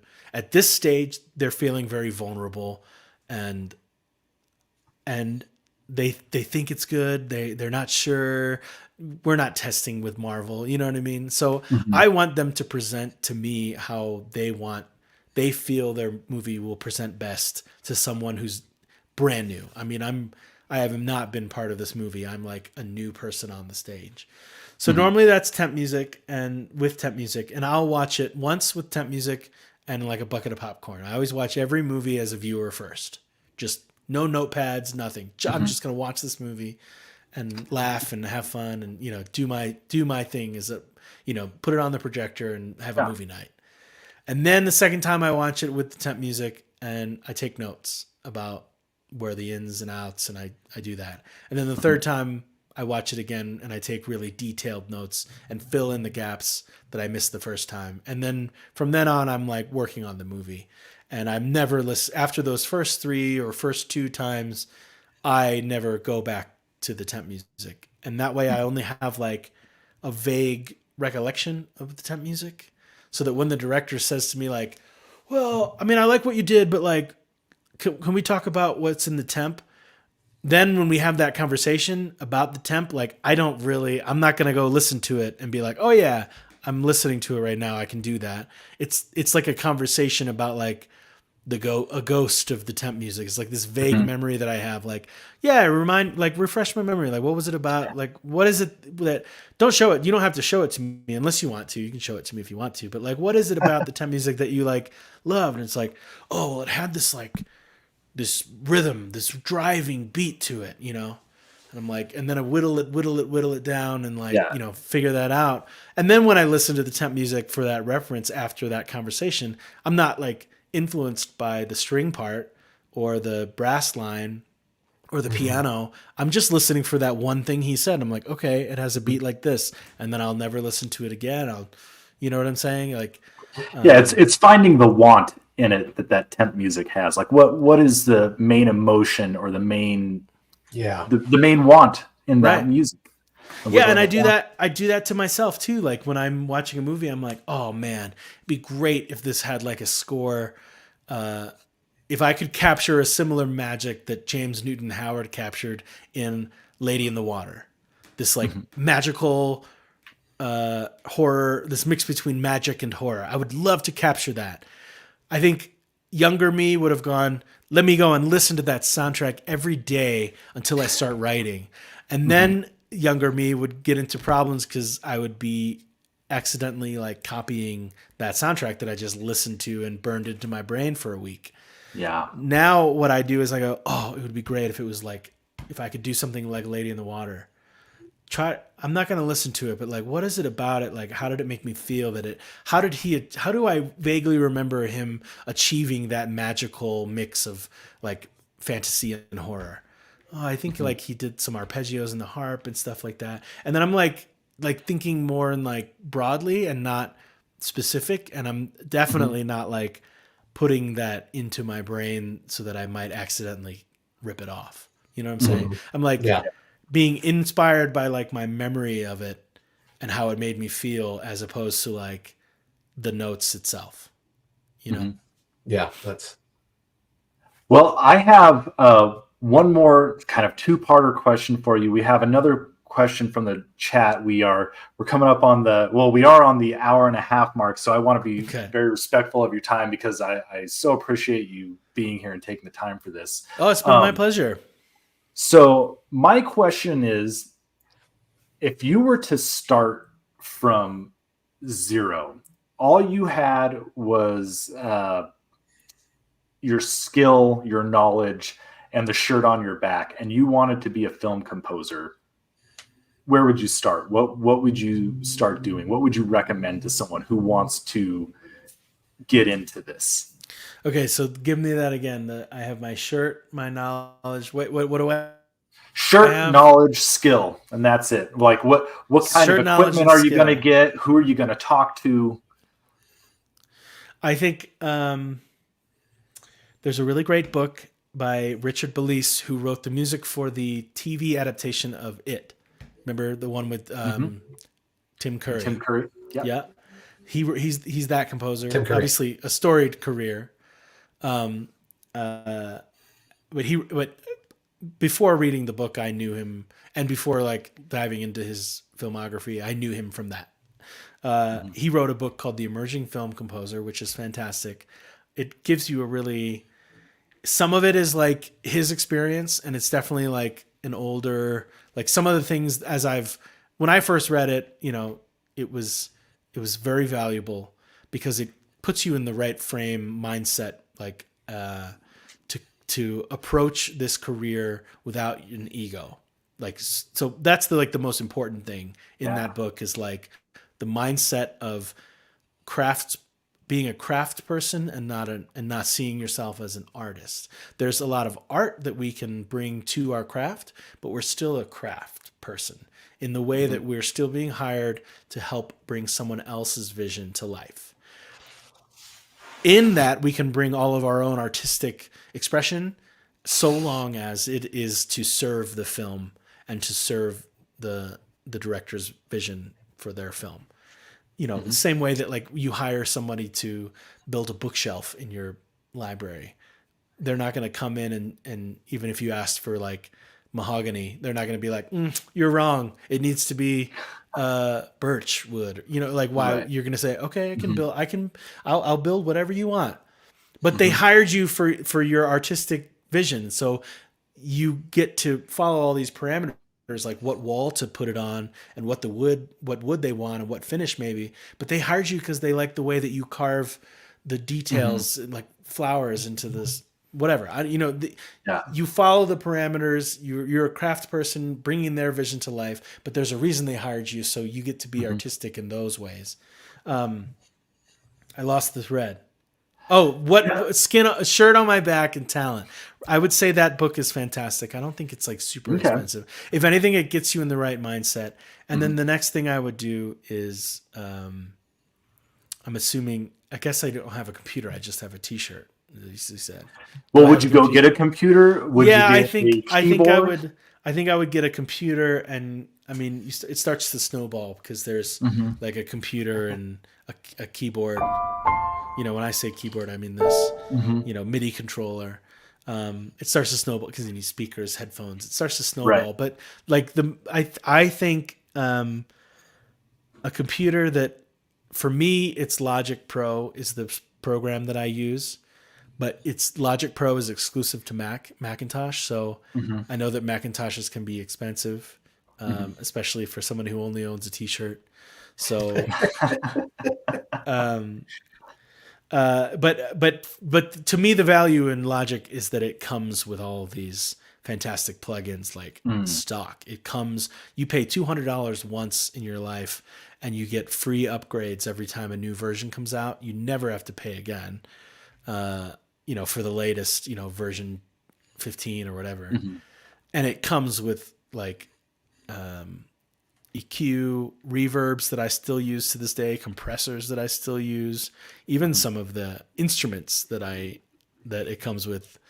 I've obviously invested in like new sample instruments like strings and all this, there's tons of companies out now that are building these tools for us, film composers. But Logic has a lot of that's kind of fairly passable. You can start to like learn orchestration and stuff by writing with the instruments that come free in Logic, like amp simulators, drum simulation.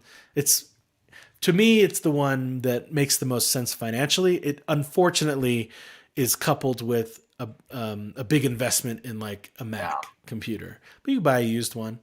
But if you don't have a Mac, it's dumb to buy a different laptop.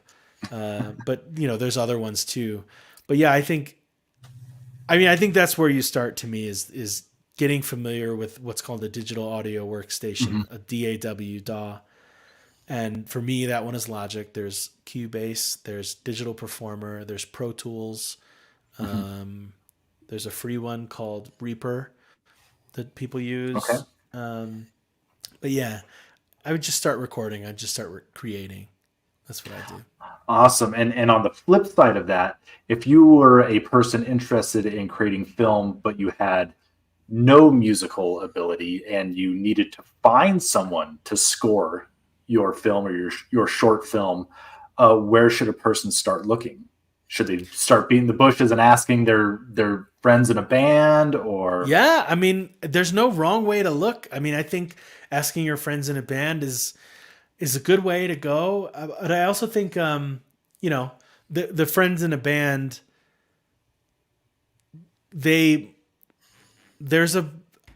I was in a band and I score films, and the mindset is very different. The mindset of songwriting and being in a band is that of an artist, and it is that of like, I like this, I think it has value, and I'm going to put it out into the world. And the mindset of being a film composer is, I like this, do you like this? Oh, what about this would be more in line with your vision? Oh, great, I love that. You know what I'm saying? Like the mindset of a film composer is more of a service to someone else's vision, which is like a very fun puzzle to figure out sometimes when you're working with somebody. But an artist,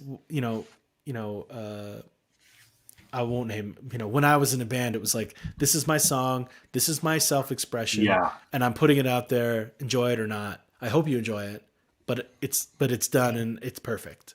Yeah. And that's very different than film composing. So I think, people in bands, obviously I'm one of them, can totally start film scoring. Danny Elfman's one of them. Hans Zimmer is one of them. Like there are tons. Trent, I just watched the new Ninja Turtles movie, super fun. Trent Reznor and Atticus Ross, obviously. Oh, really? Yeah. Charlie Clouser, who was also in Nine Inch Nails, did all the Saw movies. So yeah, there's obviously people in bands who can get it. There's a great composer whom I admire, Chris Dudley, who was in Under Oath. He's doing a bunch of horror stuff lately, doing a great job. Awesome. But I think if I could maybe elaborate a little bit further about, like, I think from 2009 to now, my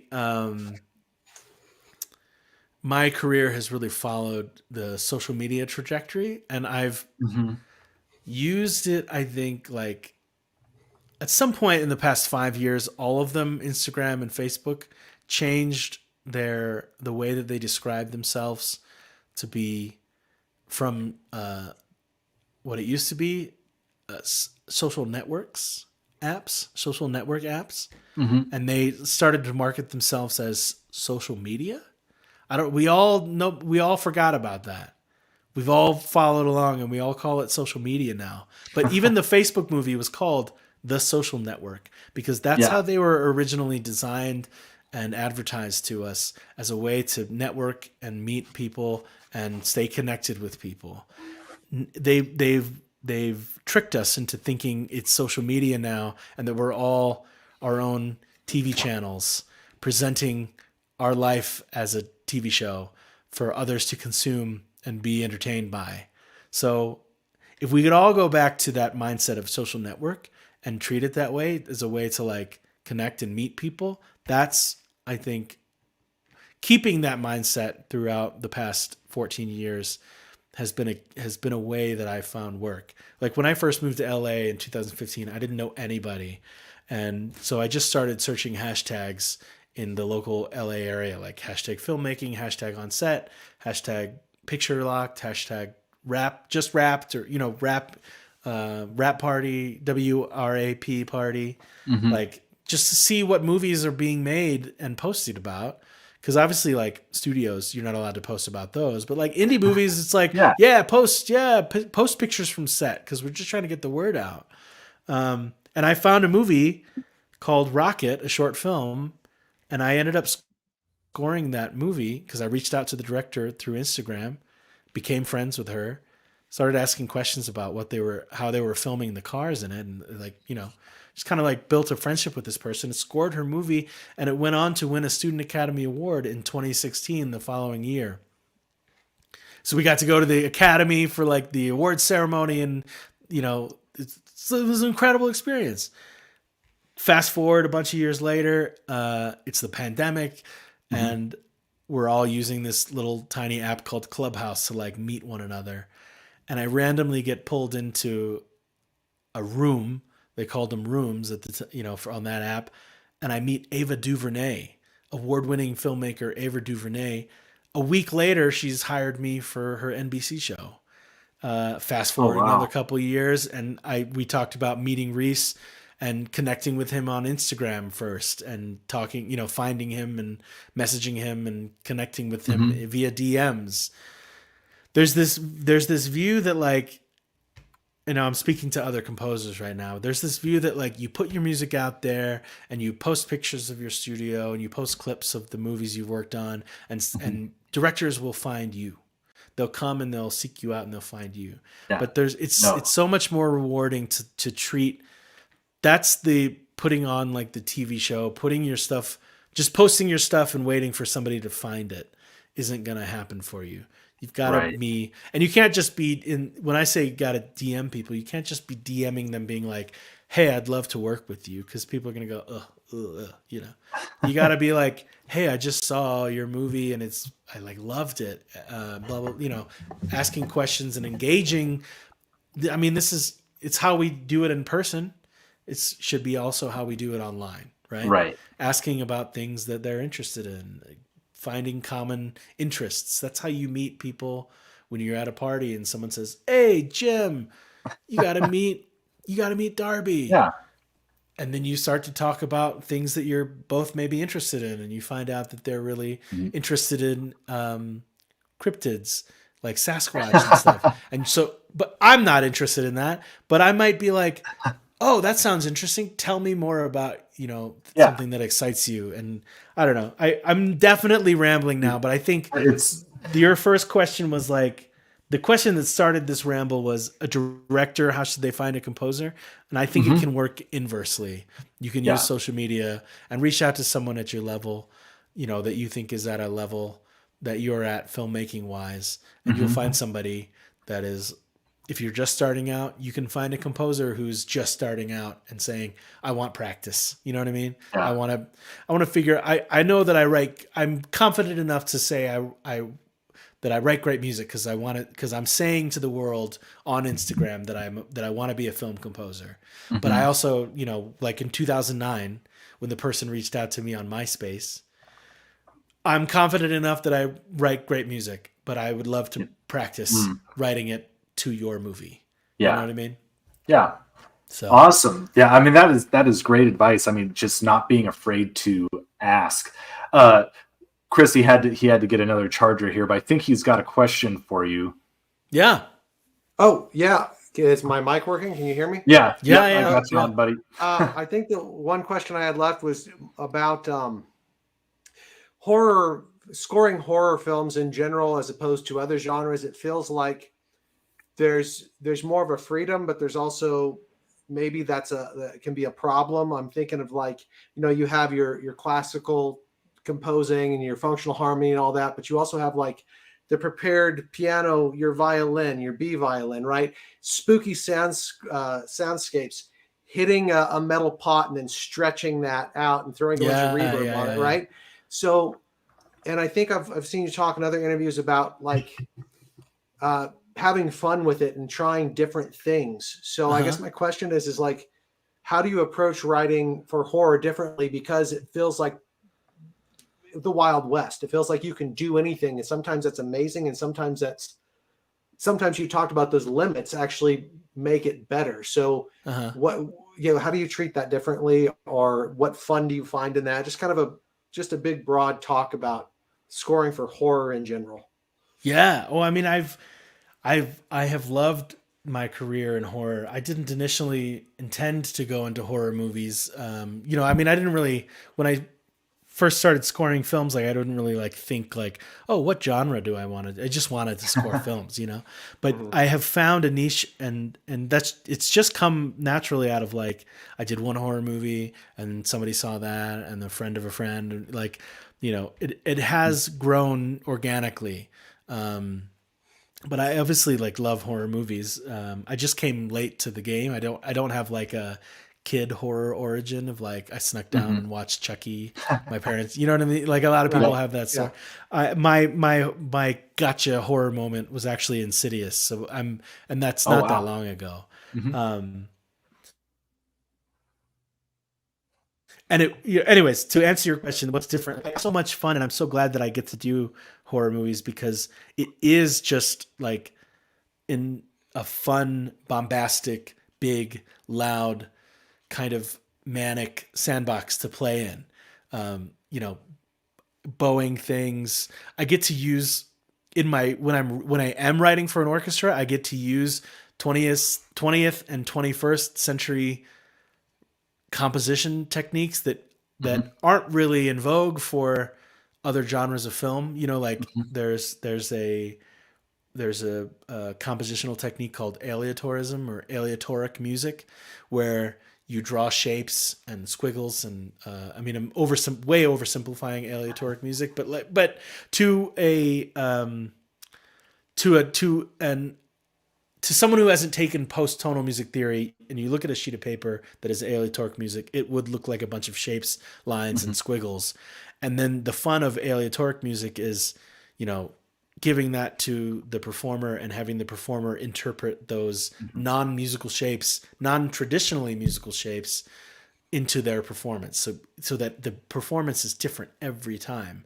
And so all my scores are at a different, or at the other place, but like I could show you the musical score to a short film that I had recorded with an orchestra in January, and a lot of it is and then the violinists, a whole group of them go, and it sounds that sounds like horror music. And so each violinist is interpreting that sound shape in their own way. So there's a similar motion and a similar texture, but not similar notes. Pitches. Yeah, the pitches are completely different. So it has this weird dissonance to it. Okay, that's really cool.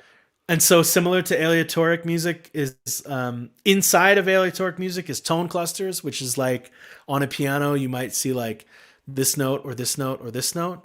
But a tone cluster will just be like a square of like a bunch of notes. And so if I were to write a tone cluster for piano, they could interpret it, as long as they're hitting like the range, like I write the range of notes. So I would like a tone cluster around C4. Yeah, C4 would be right here. Okay, yeah, gotcha. Okay, cool. Yeah. But you do a rhythm, right? So it's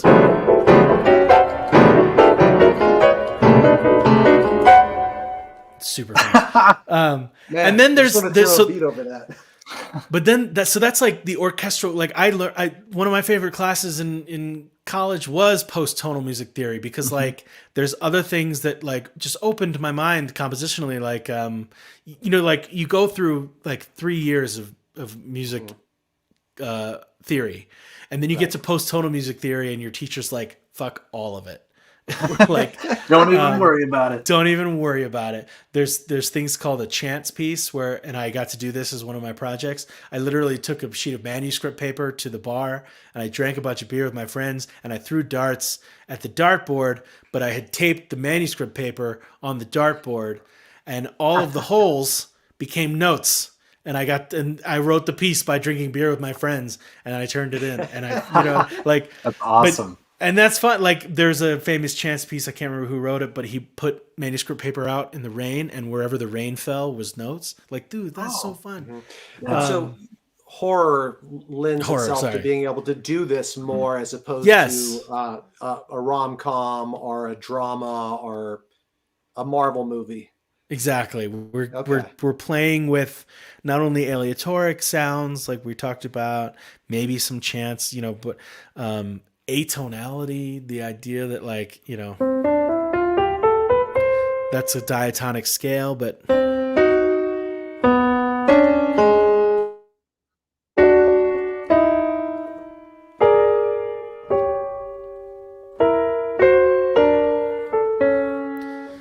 that's atonality you can't find, like, Tonic. But, Yeah. No tonic. a pitch center tonic. Yeah. Yeah. So in atonality, I get to write. And then outside of all the music theory stuff, there's like fun things like these microphones that I commissioned by a French artist.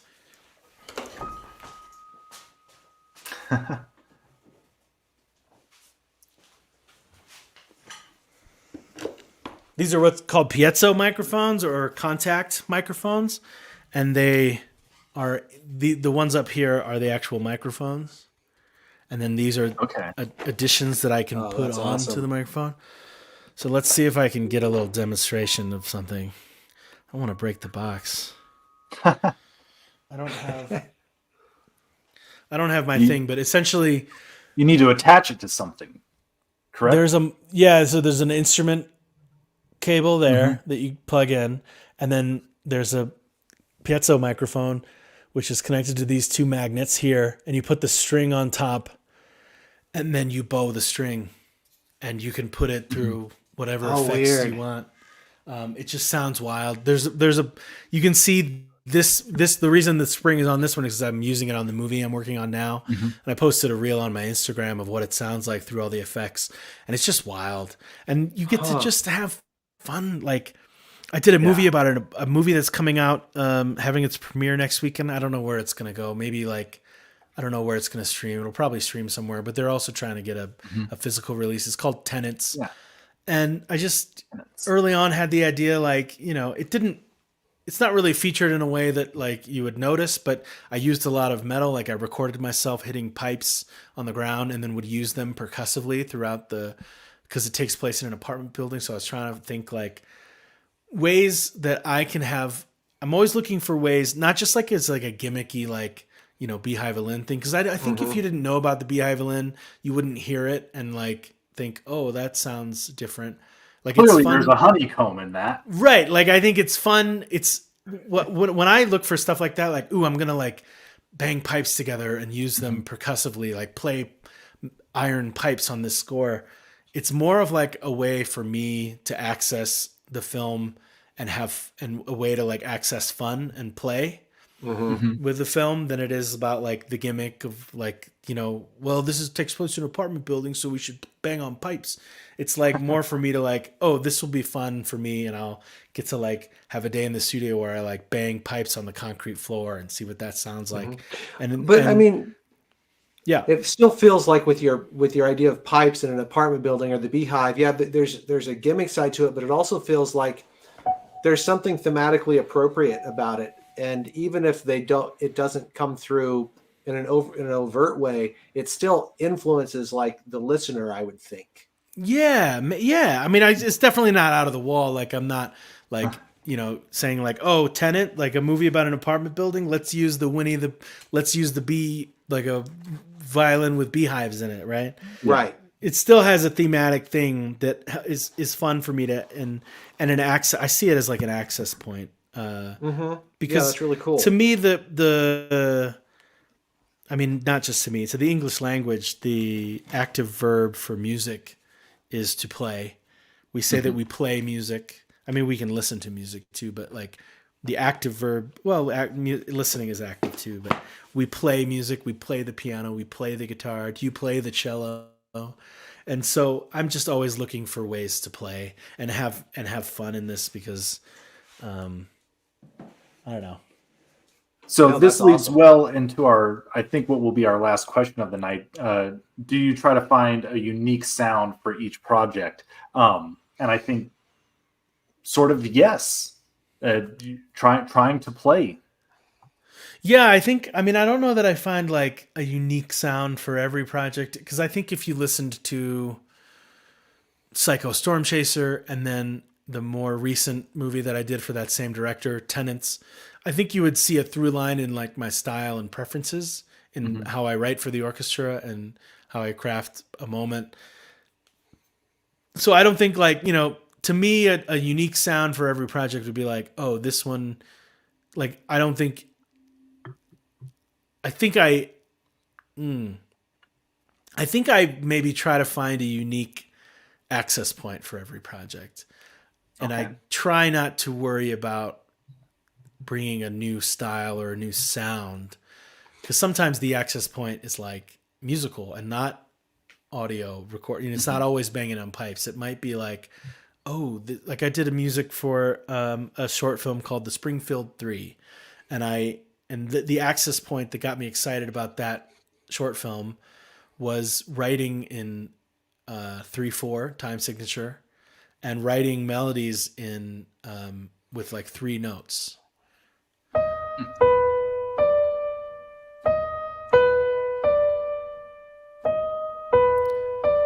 Right, and then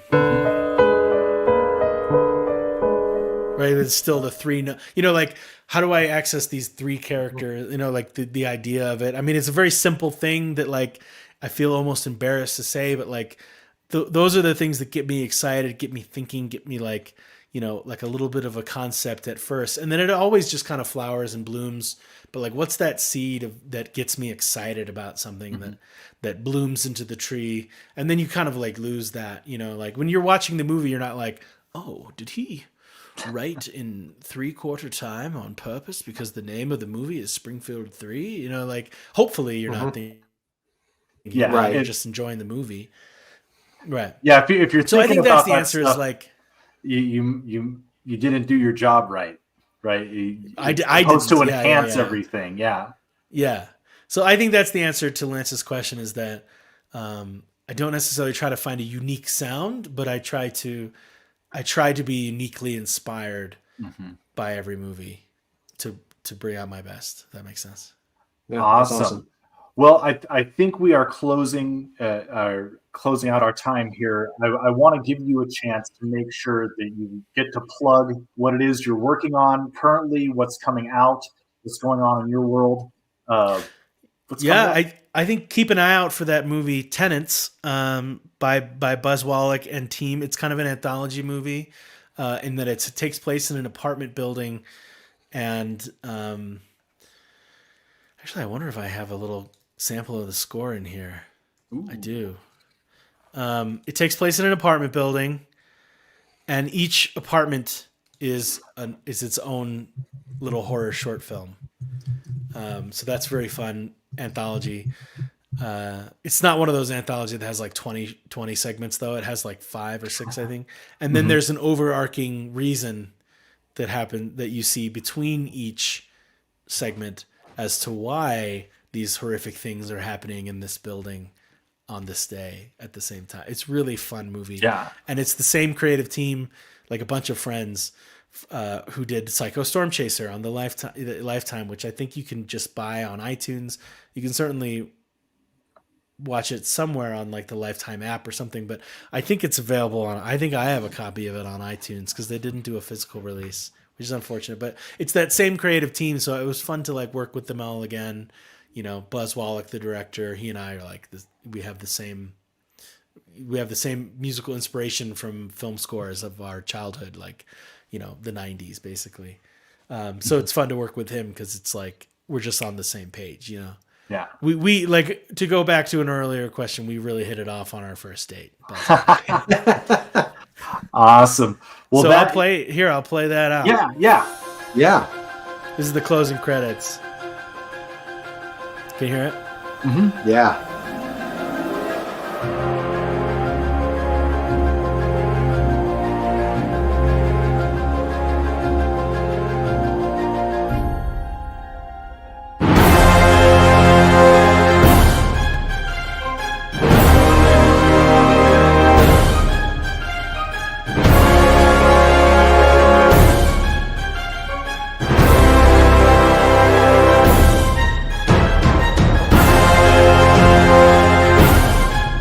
Cool. I'll just do that. I don't want to sit here for Yeah.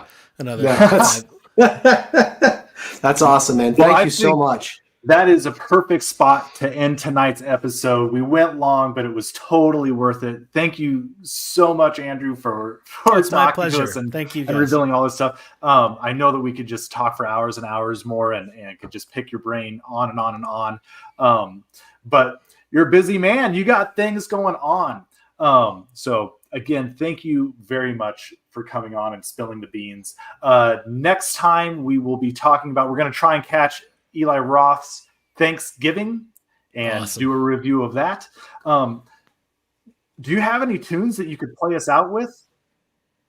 Me? Yeah. Oh, sure. Alrighty, everybody. Until next time, I am Darby Ellis Lewis Wilson. This is Chris Anonymous. This is Andrew Scott Bell. We've been Compelled by Schlock, and we will see you next time. Peace out, everybody.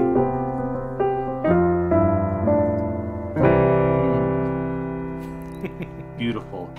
Thanks so much. We'll see you guys later. Bye-bye. Bye. Bye, everyone.